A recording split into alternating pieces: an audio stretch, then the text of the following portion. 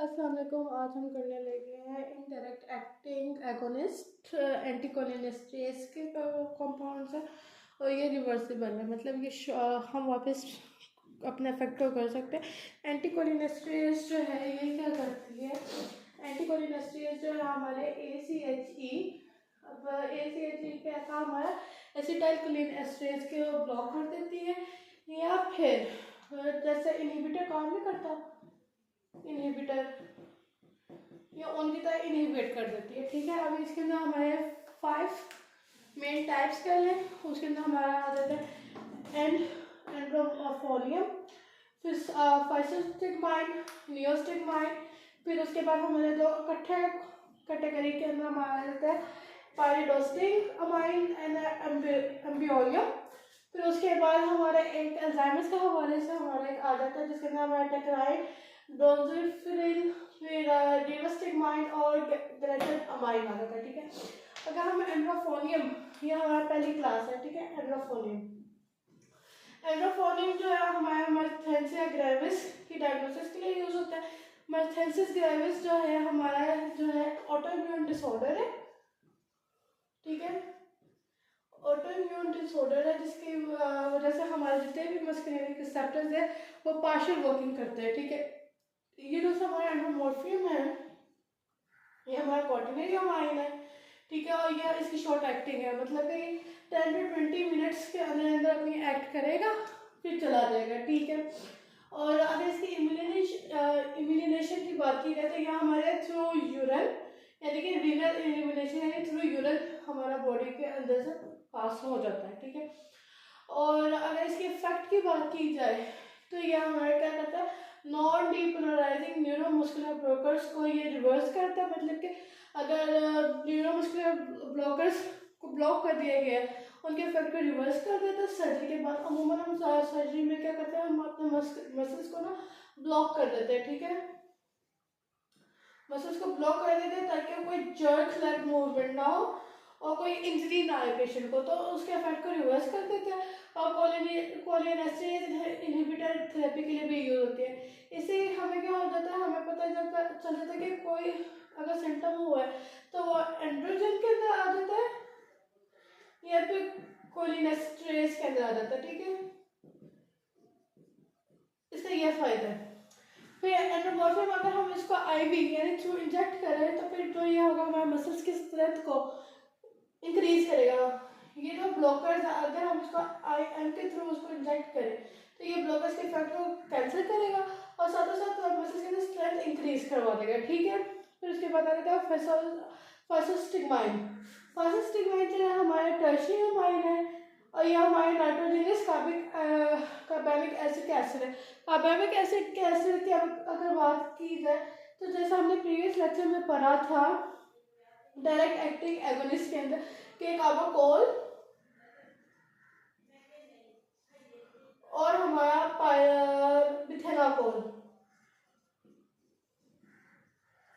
वो भी carbonic acid के एस्टर थे, लेकिन इन दोनों में फर्क क्या है कि ये वाला नाइट्रोजनस था, वो नाइट्रोजनस नहीं था। ठीक है, और इधर से हमारे फाइसोस्टिग्माइन जो है हमारे CNS को क्रॉस कर सकते हैं जिसकी वजह से हमारे कन्वर्जन्स भी हो सकते हैं CNS को, क्योंकि ये क्रॉस कर देता है, ये ब्लड ब्रेन के बैरियर को क्रॉस कर देता है।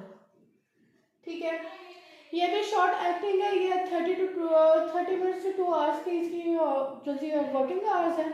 ठीक है, फिर उसके बाद अगर इसके वर्किंग की बात की जाए करता है कि ये हमारे इंटेस्टाइन और ब्लड की मोटिलिटी को इंक्रीज कर देता है और ये जो सा हमें ओवरडोज हो जाती है एंटीकोलिनर्जिक एक्शंस या उनके ड्रग्स की ओवरडोज हो जाती है उसको भी रिवर्स करता है। एंटीकोलिनर्जिक के अंदर हमारा जो सबसे ज़्यादा फेमस है, जो पहले भी मैंने बताया, एट्रोपाइन। ये एट्रोपाइन की, स्पेशली एट्रोपाइन की जो से इफेक्ट है उसको रिवर्स करेगा। जैसे हमने पढ़ा था कि पाइलोकार्पाइन, फिर मिथेनाकोल की जो से इफेक्ट को रिवर्स करता था एट्रोपाइन। एट्रोपाइन के ज़्यादा इफेक्ट को रिवर्स करने के लिए हमारे पास क्या है, फिसोस्टिग्माइन। ठीक है, और जो से ये हमारे इंटेस्टाइन या ब्लैडर की दोनों के में से किसी एक एटोनिक को रिवर्स कर देगा और अगर हम इसको एक्सेसिव यूज करें तो ये हमें ब्रैकिकार्डिया कर देगा। ब्रैकिकार्डिया का मतलब है decrease in the heart rate और कार्डियक आउटपुट, ठीक है। और ये हमें पैरालिसिस करवा देगा स्मूथ मसल्स की, ठीक है, क्योंकि ये हमारे डायलिक ट्रीट के लिए यूज होते हैं। अगर हम ज़्यादा यूज़ करेंगे तो हमारे पैरालिसिस भी हो सकते हैं स्मूथ मसल्स के। अब इसी के साथ साथ अगर हम दूसरे अपनी एग्जाम्पल देखी जाए, दूसरी तीसरी जो क्लास है नियोस्टिग्माइड। नियोस्टिग्माइड जो है हमारा ये भी हमारा सिंथेटिक कार्बामिक एसिड का है, कार्बामिक एसिड का एस्टर है, सिंथेटिक है, और ये क्वाटरनरी नाइट्रोजन के साथ, ये सिर्फ टर्शियरी नाइट्रोजन के साथ था, ये क्वाटरनरी नाइट्रोजन के साथ है, ठीक है। और अगर इसकी वर्किंग आवर्स की बात की जाए तो ये 30 to 2 आवर्स के लिए 30 मिनट्स टू 2 आवर्स दोनों की वर्किंग आवर्स सेम है, ठीक है। और अगर इसकी हेल्प देखी जाए कि करता क्या है, ये हमारी मैनेजमेंट सिम्टम्स को मैनेजमेंट करने के लिए हेल्प करवाता है मेथेंसिस ग्रेविस की, ठीक है। हम जो से फाइसोस्टिग्माइन को क्यों नहीं यूज करते, क्योंकि फाइसोस्टिग्माइन हमारा ब्लड ब्रेन कैरियर को बैरियर क्रॉस कर जाता है, इसलिए हम उसको यूज नहीं करते, और ना सिम्टम मैनेजमेंट के लिए भी इसको यूज नहीं करते, हम सिर्फ करते हैं इंटेस्टाइनल और ब्लैडर की। और फिर उसके बाद जो से हमारा नियोस्टिग्माइन जो है हमारे स्टिमुलेट करता है ब्लैडर को और जीआईटी को, ठीक है। और जो से हमारा नियोस्टिग्माइन है या हमारे जीआईटी से बहुत ही पूर्णली एब्जॉर्ब होता है। और ये सबसे साथ साथ ये जब से हमारे पैरालिसिस से पहले जब से हमें कंट्रोलिटी स्टिमुलेट करवानी है, यानी कि ऑपरेशन से पहले पैरालिसिस सेमी पैरालिसिस हम करवाते हैं, इसके लिए पहले मसल कंट्रोलिटी करवाते हैं, उसके लिए हम नियोस्टिग्माइन दे सकते हैं। और साथ ही साथ जो अगर हमें न्यूरोमस्कुलर ब्लॉकेज हमने एक्सेस यूज में कर ली है, मतलब कि वो मॉर्फिन की वजह से रिवर्स नहीं हो पा रहा उनका इफेक्ट, तो उसके लिए फिर उसके बाद हम करते हैं यूज नियोस्टिग्माइन, ताकि वो एज एन एंटीडोट काम कर सके। अगर नियोस्टिग्माइन की अगर हम बात करी जाए कि इसकी साइड इफेक्ट क्या है, तो इसकी साइड इफेक्ट में आ जाता है salivation, flushing, lowering of BP, diarrhoea, bronchospasm and nausea. Salivation increased स्लेनो प्रोडक्शन, फ्लशिंग जो है हमारे एकदम से बॉडी को वार्म अप होकर जो सा रेड कलर आ जाता है, इसको कहते हैं हार्ट ब्लशिंग, ये वो कंडीशन आ जाती है। और ब्रोंकोस्पाज्म मैंने ऑलरेडी आपको प्रीवियस लेक्चर में बता दिया होता क्या है। अब आ जाते हैं हमारे पायरोस्टिग्माइन और एम्बोनियम का, ठीक है। दोनों जो है हमारे क्रोनिक मैनेजमेंट और मेथेंसा ग्रेविस के लिए होते हैं। मेथेंसा ग्रेविस में पहले आपको मॉर्फिन को बता दिया कि ये हमारे ऑटोइम्यून डिजीज है, ठीक है।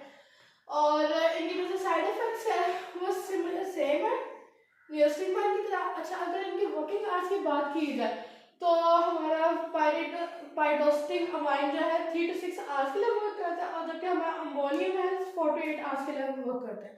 और अगर आप बात की जाए कि अपनी 1 2 3 4 5th कैटेगरी की, 5th कैटेगरी में हमारा रहता है टेक्राइन, डोनिप्रिजिल, रेविस्टिग्माइन और ग्लेटामाइन। ये जो से है ये सारे जो से है हमारे अल्जाइमर्स को ट्रीट करने के लिए यूज किया जाता था। अल्जाइमर्स के अंदर जो सा हमारा जो सा है एसीएस का लेवल इंक्रीज कर जाता है और जो सा डोपामिन का लेवल डिक्रीज कर जाता है, तो इसलिए हम उसको यूज करते थे, ठीक है। हमारी जैसे पहली ड्रग आई थी अल्जाइमर्स के लिए वो थी टेक्राइन, ठीक है। टेक्राइन को हम इसलिए नहीं यूज करते क्योंकि वो हेपेटोटॉक्सिसिटी करती है, और जो है ओवरऑल जो है सारे कैटेगरी के ड्रग्स है वो जीआईटी डिस्ट्रेस कर देती है, मतलब कि जीआईटी की जो नॉर्मल फंक्शनिंग है उसको खराब कर सकती है। इसलिए हम अब जो से अल्जाइमर्स के जो से हम कहते हैं ना एजेंट्स ड्रग्स, जैसे कि हम पहले लेते थे जैसे अब हम लेते हैं बेंजोट्रोपाइन या फिर ट्राइफेनॉल हेक्साडाइन, अब हम उनके साथ नहीं दे सकते ये, ठीक है। और अब मार्केट में भी बहुत कम अवेलेबिलिटी है इन ड्रग्स की, ऑलमोस्ट नॉन एग्जिस्टेंट अब इन ड्रग्स को कर दिया गया। और ये था हमारे इंडायरेक्ट एक्टिंग एगोनिस्ट एंटीकोलिनेस्टेरेज रिवर्सिबल। अब जो हम नेक्स्ट करेंगे लेक्चर में वो होगा इरिवर्सिबल। Thank you. और इसके नोट्स भी आपको अवेलेबल मिल जाएंगे, ये जो फ्लो डायग्राम टाइप है आपको अवेलेबल हो जाएगा मेरे इंस्टाग्राम के लिंक पे। और अभी के लिए अल्लाह हाफिज़।